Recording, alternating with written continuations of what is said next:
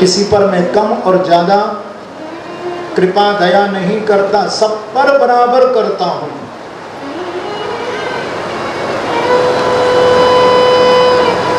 तो अर्जुन ने भगवान की कृपा का वर्णन किया।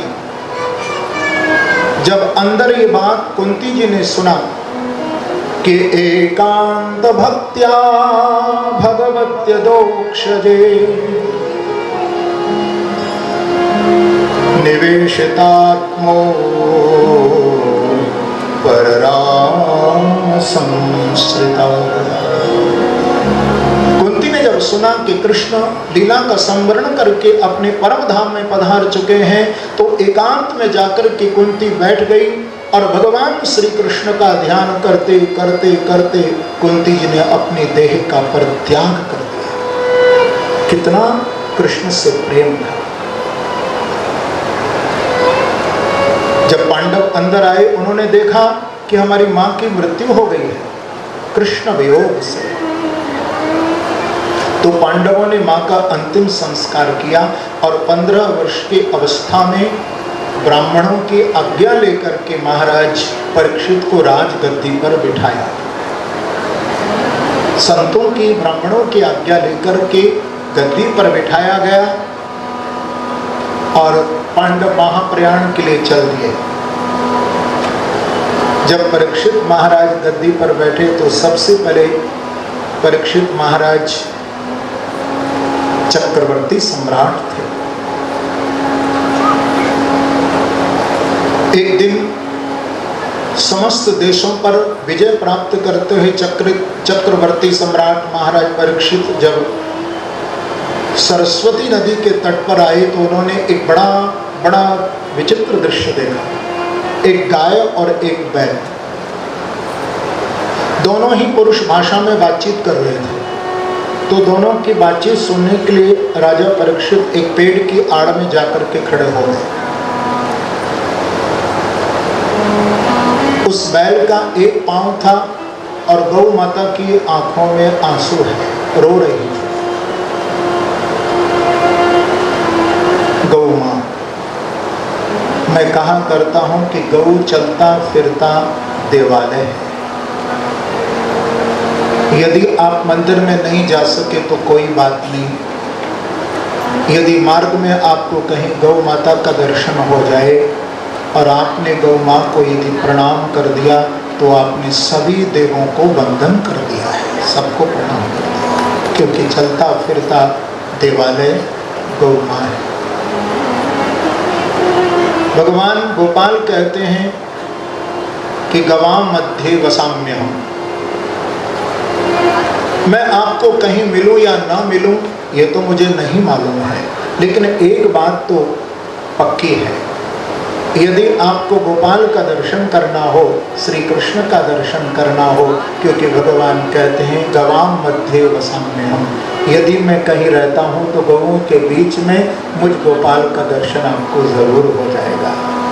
तो जहाँ भैया गौ माता है वहाँ पर श्री कृष्ण भी निवास करते हैं, वहाँ मेरा गोपाल भी निवास करता है। आज गौ माँ की आंखों में चक्रवर्ती सम्राट जब श्री परीक्षित महाराज ने आंसू देखे, एकदम पेड़ की आड़ में खड़े होकर के महाराज परीक्षित सोचने लगे ये सब क्या हो रहा है, गौ रो रही है।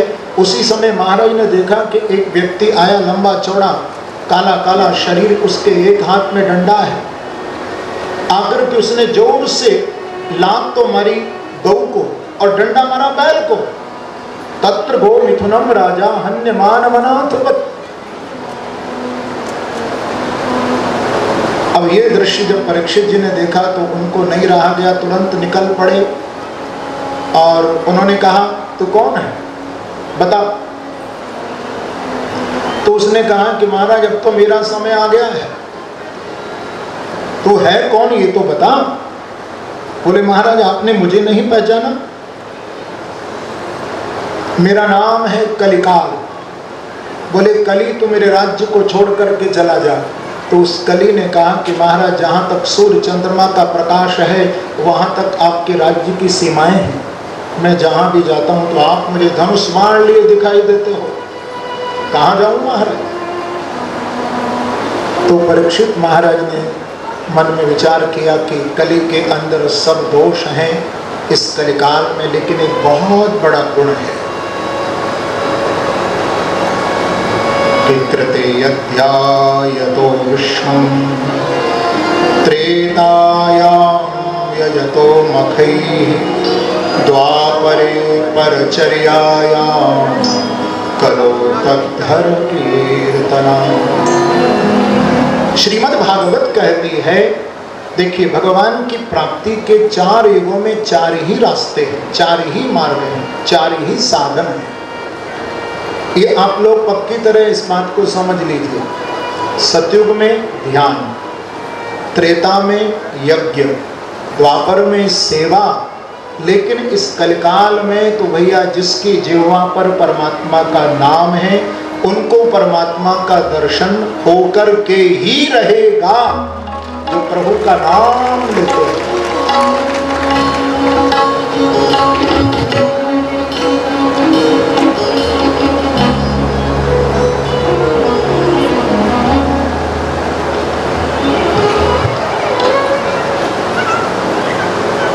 परीक्षित महाराज ने जब देखा इसके अंदर एक गुण है, तो राजा परीक्षित ने उसी समय कलिकाल की भी स्थापना कर दी। कली को 4 स्थान दे दिए, द्यूतम पानम स्त्रियः सूना। द्यूतम, देखिए कली को बांध दिया, और बड़ी ध्यान देने की बात है आपके और हमारे लिए। इन जगहों पर व्यक्ति को जो अपना आत्म कल्याण चाहे उसे वहां नहीं जाना चाहिए। द्यूतम, द्यूतम माने जुआ, पानम शराब, तीसरा वैश्यावृत्ति, चौथा हिंसा। ये 4 स्थान कली को दिए, लेकिन 5वां स्थान कली ने कहा पुनश्च याच मानाय जात रूप मदात प्रभु। महाराज मुझे सुवर्ण में भी स्थान दे दीजिए ना।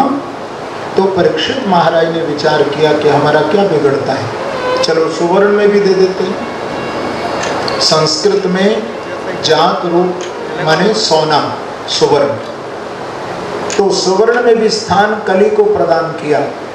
पर जब से चक्रवर्ती सम्राट ने कली को ये 5 स्थान दिए, तब से, क्योंकि राजा के अंदर व्यसन तो होते ही हैं, लेकिन सभी व्यसनों का त्याग कर चुके थे। एकदा धनुरुद्यम्य विचरण मृगयाम बने।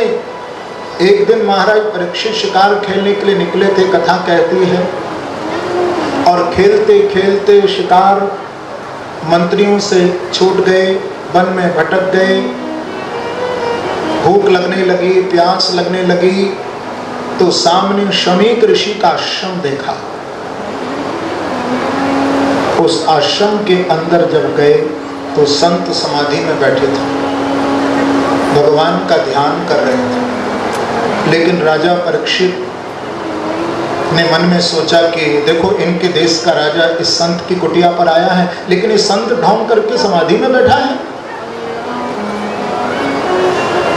तो मैं इसकी समाधि की परीक्षा कर लूं, कहीं ढोंगी बाबा तो नहीं है।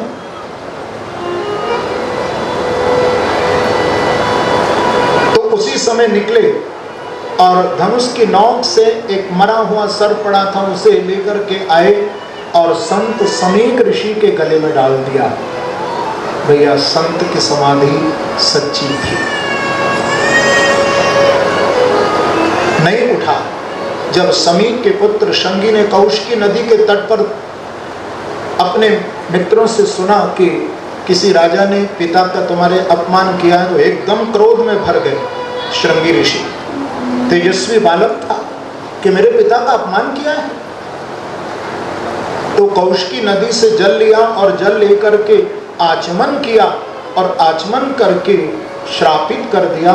इति लंघति मर्यादम तक्षकः सप्तमे हनि, कि सप्तम दिन आज से तक्षक नाम का सर्प काटे। जब पिता को मालूम हुआ तो पुत्र को डांटा और अपने गौरमुख नाम के शिष्य को भेजा कि जाओ जाकर के महाराज परीक्षित को ये खबर दे दो कि उनका अंत समय आ गया है। देखिए, बड़ी गहरी कथा है, बड़ी समझने वाली कथा। जीवन में प्रत्येक व्यक्ति को 7 ही दिन मिले हैं, 8वां दिन कभी हमारे जीवन में नहीं होगा। आप विचार करिए, आज कौन सा दिन है, कौन सा बार है? आज गुरुवार है ना, आज बृहस्पतिवार है। तो आज से ही हम गिनना शुरू करें। बृहस्पति, शुक्र, शनि, रवि, सोम, मंगल, बुध और फिर क्या आ गया? फिर आ गया गुरुवार। तो इन 7 दिन में ही हमारा जीवन बंधा हुआ है। जीवन में कभी 8वां बार होना ही नहीं है।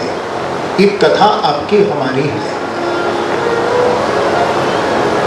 और श्राप क्या दिया था? तक्षक काटे। तक्षक माने काल। अब ये बात जब उस गौरमुख नाम के शिष्य ने जाकर के राजा परीक्षित को सभा के मध्य में बताई तो परीक्षित महाराज ने मन में विचार किया कि मुझे आज संत का श्राप नहीं मिला, मुझे तो ऐसा लगता है कि मुझे भजन करने का मेरे सद्गुरु ने मुझे समय दे दिया है, कृपा कर दिया। उसी समय अपने पुत्रों को बुलाकर के राज्यभार सौंप दिया था। तन पर यदि कोई लंगोटी है, एक वस्त्र, और पहन करके गंगा के तट पर पहुंच गए। वहाँ बड़े बड़े महापुरुष बैठे हैं, भृगु, वशिष्ठ, च्यवन, अपने अपने शिष्य प्रशिष्यों के साथ विराजमान है। सभी संतों के चरणों में जाकर के प्रणाम किया कि अहो वयम धन्यतमा निबाणा महत्तमानो ग्रहणीयशीला राज्ञा कुलम ब्राह्मण शोचा दूरा विशिष्टम वदगरीह कर। संतों के चरणों में, ब्राह्मणों के चरणों में प्रणाम किया और ये प्रश्न रखा कि महाराज ये बताइए, जिसका अंतिम समय आ गया हो उस व्यक्ति का क्या धर्म है और क्या कर्म है, थोड़ा बता दीजिए। अब इस पर आपस में सभी महापुरुषों में चर्चा होने लगी। कोई निष्कर्ष जब नहीं निकला ना तो सूत जी कथा सुनाते सुनाते एकदम गदगद हो गए कि तत्रा भवत् भगवान व्यासपुत्रो यद्रच्छया गामटमानो नपेक्ष अलक्षलिंगो निजलावतुष्टो व्रतश्च बालैरवधूतभेषु।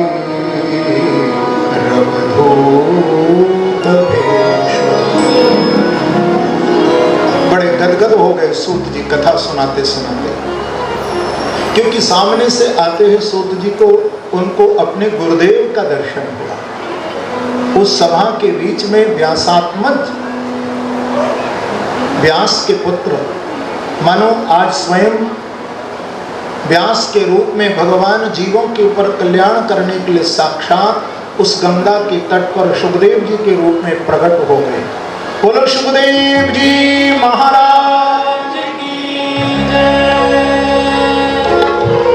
चैनल पर नए सदस्य हैं तो चैनल को सब्सक्राइब करें और चैनल को लाइक करें, वीडियो को शेयर करें और घंटी दबाना ना भूलें। यदि आप घंटी नहीं दबाएंगे तो खबरों का नोटिफिकेशन आप तक नहीं पहुंचेगा। Green colours India private limited, रंग है तो जीवन है। Stay home, stay safe.